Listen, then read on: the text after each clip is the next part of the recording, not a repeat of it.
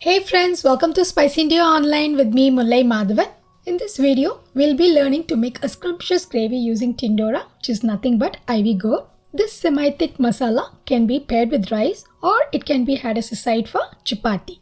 To begin with, we will need to wash the tindora and then trim off the edges.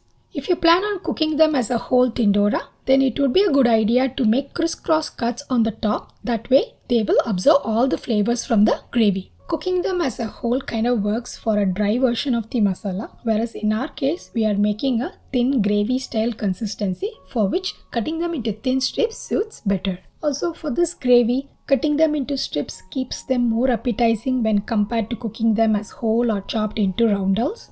Now to make the masala powder, we will need some desiccated coconut, some raw peanuts, some poppy seeds, some white sesame seeds, a very tiny piece of cinnamon, and finally few cloves.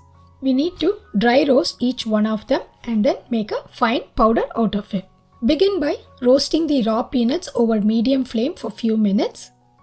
If you want to cut down on the time, you can always use roasted peanuts. In our case, we are using raw peanuts, so this has to be roasted for few minutes until the skin loosens a bit. In about few minutes of roasting, the skin will loosen up, and when you rub them with your fingers, it should slide off, and that's when you remove them off the pan.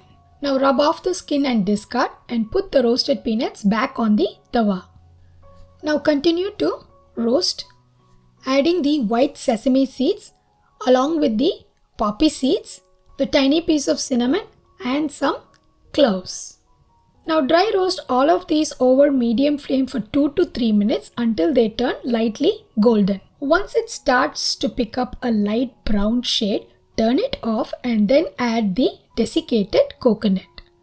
As these are dry coconut, you don't have to roast them too long. The warmth of the pan is just enough to roast them to a light golden shade. In case if you plan on using fresh grated coconut, in that case you need to dry roast them separately and then add it to the rest of the ingredients. Now let this mixture cool completely and then make a fine powder out of it. Now here are a couple of options. If you plan on stuffing the tindora and making a dry version, then a powder form should be okay. But if you plan on adding directly to the masala, then you may add little water and grind it to a fine paste. Now for the gravy part, heat some oil in a pan, temper it with some cumin seeds, some curry leaves, 2 green chilies, and then add finely chopped onions. Saute the onions for about 4 to 5 minutes over medium flame until they turn nice and soft. Once it starts to turn a little transparent, bring in the ginger and garlic. You may either use crushed ginger and garlic or go with ginger garlic paste. Now again saute these for few minutes until the raw smell leaves.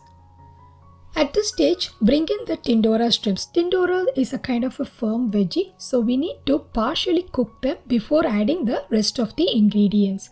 One other version of making this gravy is to deep fry the tindora and add it to the masala, but today we're going to keep it healthy, so we're going to steam cook this for a few minutes. Now keep the flame at low, cover this with the lid and cook it for 5 minutes.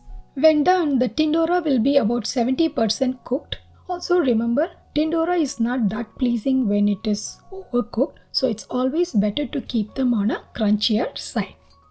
Now to this mixture, add chopped tomatoes, turmeric powder, coriander powder, and some red chili powder. Start frying these over medium flame, adding some salt. At this stage, you may add the masala either in the powdered form or you can blend it with some water to make a fine paste.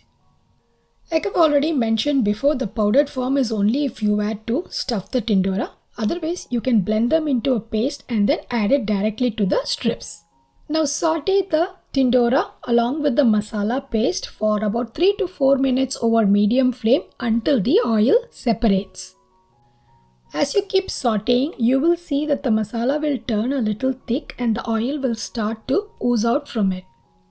At this point, the tindora is still partially cooked, so add some water, mix it well, and then continue to cook for few more minutes until it turns tender. To speed up this process, you may even cover this with a lid and cook for 2 to 3 minutes over medium flame. Once that is done, you will see that the oil will separate from the gravy. The tindora will be perfectly cooked. It will be soft and tender but will still hold its shape. Now this is the right consistency if you're serving it for chapati. If you prefer a drier version or a semi-thick version, simmer it a little longer or until the desired thickness is reached. Finally, garnish it with some fresh curry leaves and finely chopped coriander leaves. Give it a quick mix and then turn it off. And that's it. Our tasty tindora masala is ready to be served. So friends, I hope you enjoyed watching this video. Please give us a thumbs up, and also if you're new here, do watch our other videos, and if you happen to like them, kindly subscribe to our channel and support us. Thank you.